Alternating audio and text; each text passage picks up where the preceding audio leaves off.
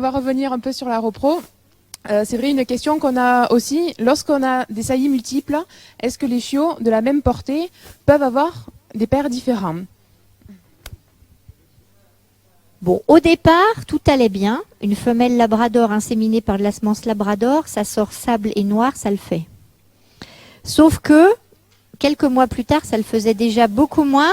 Donc, il y en avait qui étaient corrects et d'autres qui étaient bizarroïdes pour des labradors. C'était un nouveau standard du labrador. En fait, l'histoire, c'est que dans la portée, il y avait la semence par laquelle la femelle avait été inséminée et la femelle avait été saillie quelques heures après par un lévrier afghan qui passait par là. C'est embêtant, mais ça arrive.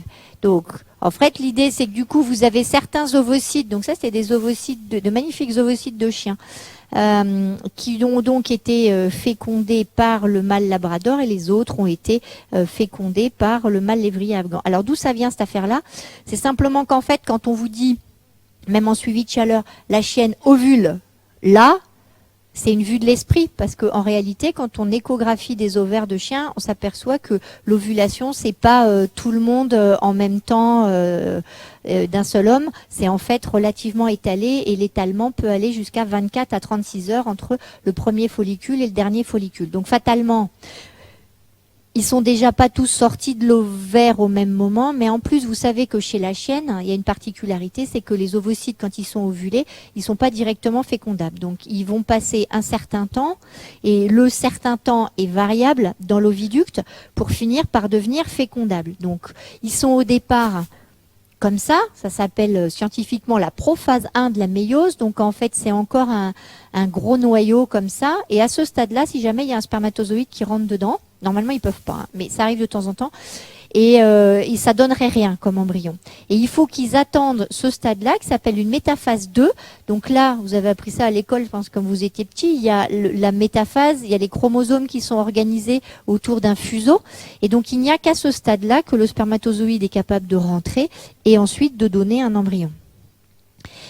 Mais le délai qui sépare l'ovulation du moment où ils deviennent fécondables est relativement variable. Donc en fait, ça vous fait deux sources de variabilité.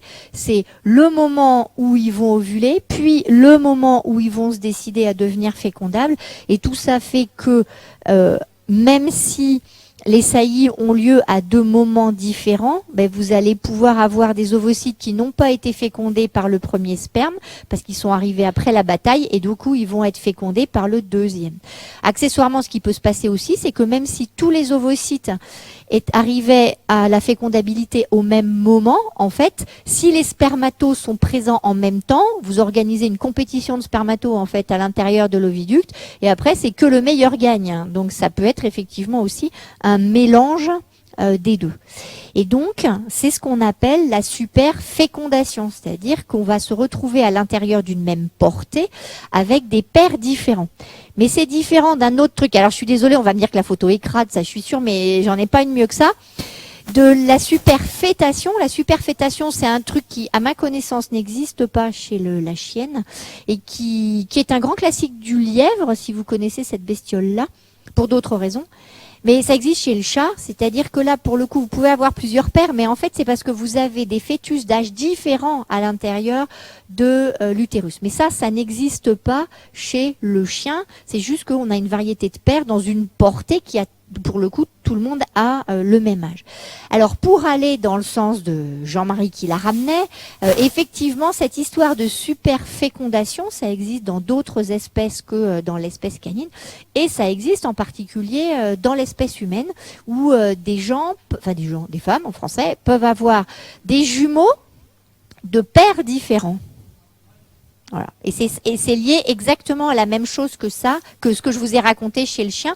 C'est que la fécondation, on va pas rentrer dans les détails après, hein, la fécondation a eu lieu avec deux pères différents.